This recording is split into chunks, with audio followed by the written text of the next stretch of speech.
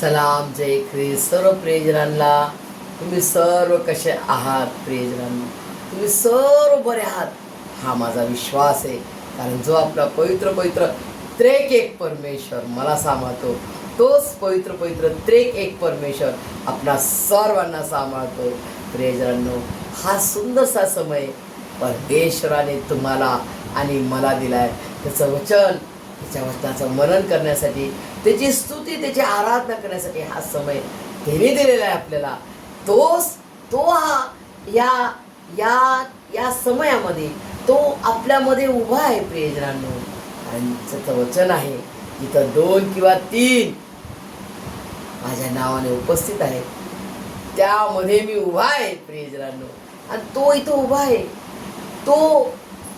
तो हे सेवकाई करत आहे प्रियजनांनो. तो हे त्याचं कार्य करत आहे प्रियजनांनो. आणि तो मला शक्ती देत आहे. म्हणून सारी महिमा, सारा गौरव त्याला देऊया प्रियजनांनो. आणि आजच्या सुंदरशा वचनाकडे आपण वळूया. आता प्रभू येशू ख्रिस्ताच्या जन्माचा जो आनंद आपणा सर्वांच्या हृदयांत करण्यात आहे, त्याच्या आपण एकदम अगदी नजदीक आलेलो आहोत प्रियजनांनो.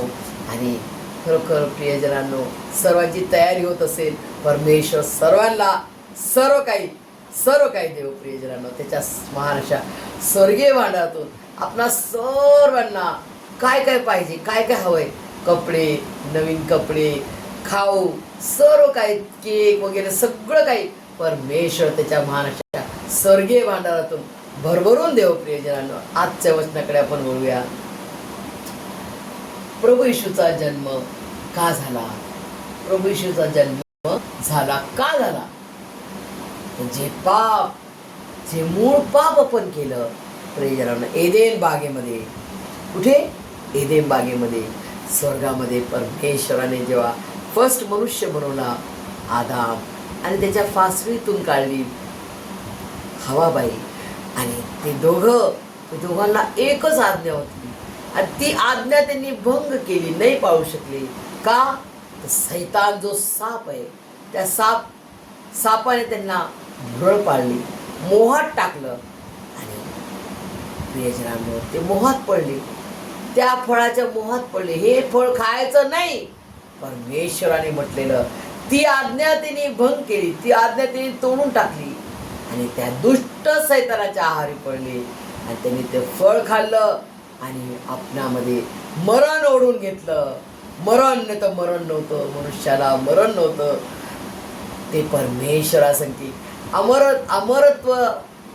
राहण्यासाठी ते होते प्रियजनांनो.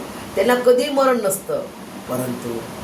परंतु सैतानाच्या मोहापाशात, का तुला सांगितले का परमेश्वराने कोणते फळ खाऊ नये करून?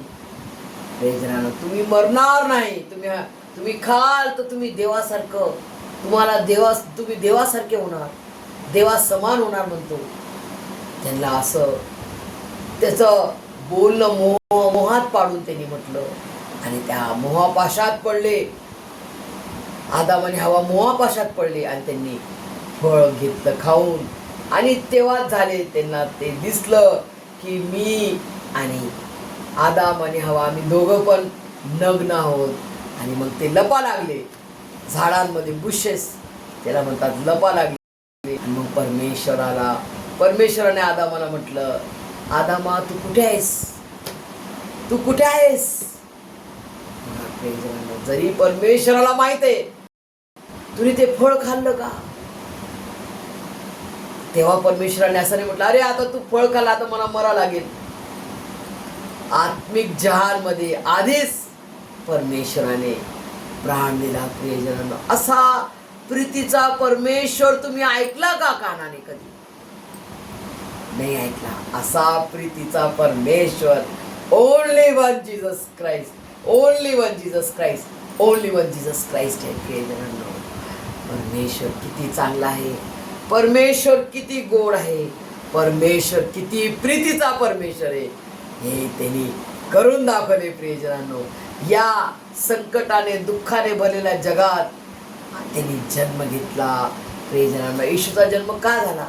तर हे सैतानाचा दिलेला पाप, सैतानाच्या पापाच्या जाळ्यात आपण मी आणि तुम्ही पडलेले असताना त्या पापाच्या खाईत, त्या पापाच्या दरीत आपण पडलेले असताना त्यातून आजाद करण्यासाठी प्रभू येशू ख्रिस्ताने जन्म घेतला प्रियजनांनो.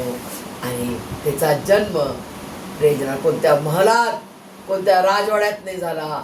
तर ती जी गवाणी होती, बाळंताने गुणावून त्याला गवाणी ठेवली प्रियजना. ती गवाणी बलिदानाची गवाणी होती, बलिदान. कारण की तिथे इस्राईल लोक त्या बेथलेम ठिकाणी, तो जो बेथलेम ठिकाण होता तिथं ते सर्व जितके कोकरू आणि गाई म्हशी सर्वांना ते पालन पोषण करायचे, त्यांना चांगला चारा द्यायचे, जेणेकरून ते बलवान होतील आणि परमेश्वराला ते अर्पण करतील प्रियजनांनो. अशा रीतीनं ते इस्रायल लोकांची ते ठिकाण होतं प्रियजनांनो. आणि त्या प्रभू येशू ख्रिस्ताचा जन्म झाला आणि तो तारा, अद्भुत तारा बरोबर त्या ठिकाणावर बरोबर होता. त्या 3 मागी लोकांना बरोबर. आणि मागी लोक कोण होते? ज्ञानी होते. त्या 3 मागी ज्ञानी लोकांना बरोबर त्यांनी दुर्बीणमधून पाहिले आणि तो अद्भुत ताराकडे आले. परमेश्वराचा प्रभू येशू ख्रिस्ताला नमन केले त्यांनी. आणि राजा सोनं आणि त्याचा ऊद, त्याच्या कार्याचा सुगंध इस्रायलापासून जे इजिप्तमध्ये त्याचा बेतलेहून इथपर्यंत आणि पूर्ण जगात त्याच्या कार्याचा सुगंध, त्याच्या कार्याचा ऊदचा सुगंध पूर्ण जगात पसरत आहे. आणि त्याच्या गंधरस म्हणजे मेल्यानंतर